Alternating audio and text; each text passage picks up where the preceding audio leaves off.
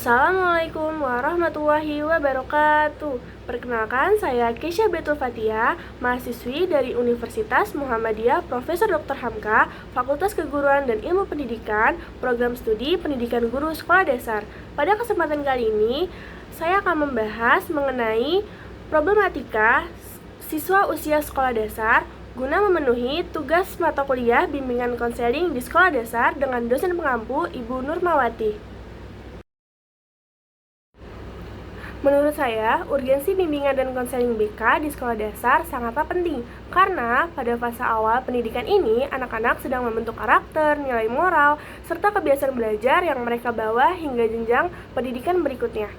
Bagi calon guru, pemahaman BK menjadi landasan dasar yang krusial, mengingat peran guru tidak hanya sebatas mengajar, tetapi juga sebagai pembimbing dalam perkembangan pribadi, sosial, akademis, dan karir siswa.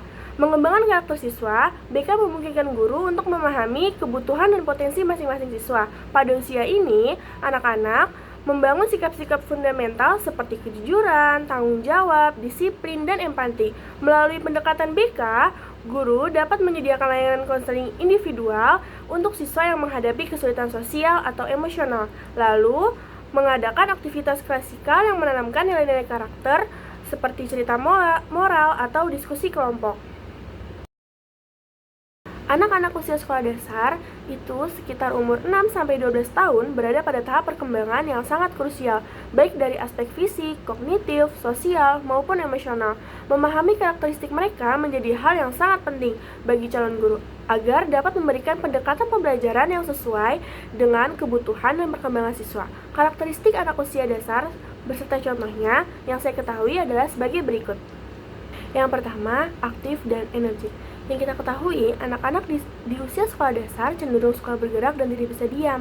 Mereka lebih menikmati pembelajaran yang dilakukan sambil beraktivitas fisik daripada sekedar duduk diam.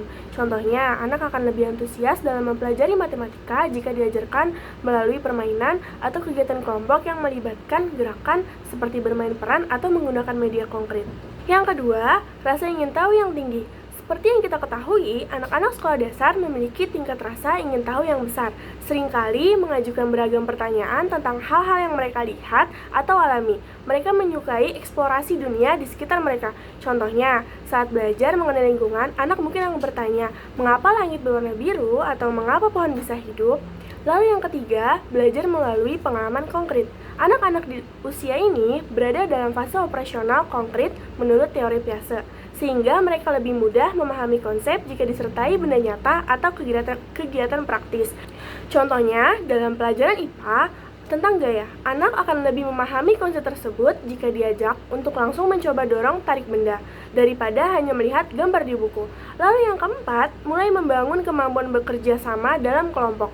Anak-anak mulai bekerja berinteraksi dan bekerja sama, meskipun terkadang masih ingin unggul sendiri. Ini adalah momen penting untuk menanamkan nilai-nilai sosial.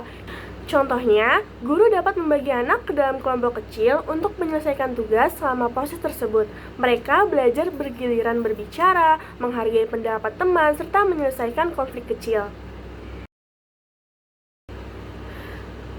Menurut hasil wawancara yang saya lakukan bersama narasumber saya, yaitu Putri sebagai guru sekolah dasar, masalah yang sering terjadi di sekolah dasar adalah kurangnya motivasi belajar siswa, kurangnya kedisiplinan dan sopan santun, lalu masih ada kasus bullying antar teman, lalu siswa merasakan kesulitan dalam belajar, siswa mengalami kesulitan saat berinteraksi sosial, dan kurangnya peran orang tua, dan juga tantangan dalam menyamakan setiap karakteristik atau gaya belajar setiap siswa dalam pendekatan belajar.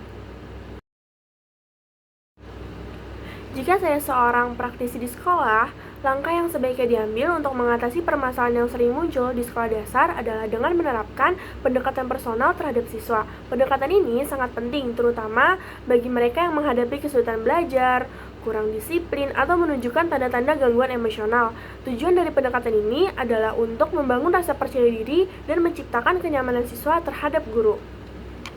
Selain itu, guru perlu mengimplementasikan metode pembelajaran yang bervariasi dan menyenangkan, penggunaan media konkret, permainan edukatif, serta strategi belajar berbasis proyek. dapat meningkatkan motivasi siswa dan mencegah kebosanan, khususnya dalam pelajaran yang dianggap sulit seperti matematika. Penanaman nilai karakter juga sangat penting untuk dilakukan sejak dini. Melalui keteladanan guru dan pembiasaan perilaku positif, hal ini bertujuan agar siswa terbiasa bersikap disiplin, jujur, sopan, dan bertanggung jawab. Kerjasama yang erat dengan orang tua harus dibangun melalui komunikasi yang rutin dan keterlibatan dalam kegiatan sekolah. Dengan langkah ini, perkembangan siswa dapat dipantau dan dibimbing secara bersama. Dalam kasus yang lebih kompleks, seperti gangguan emosional atau masalah sosial, peran guru bimbingan dan konseling sangat dibutuhkan untuk memastikan penanganan yang lebih tepat sasaran. Dan yang terakhir, penting bagi sekolah untuk menciptakan lingkungan yang aman, nyaman, dan bebas dari tindakan bullying. Dengan iklim belajar yang positif seperti ini, proses belajar mengajar dapat berlangsung dengan baik dan menyenangkan. Melalui langkah-langkah ini, berbagai permasalahan yang dihadapi siswa sekolah dasar dapat diatasi secara efektif dan mendukung perkembangan mereka secara optimal.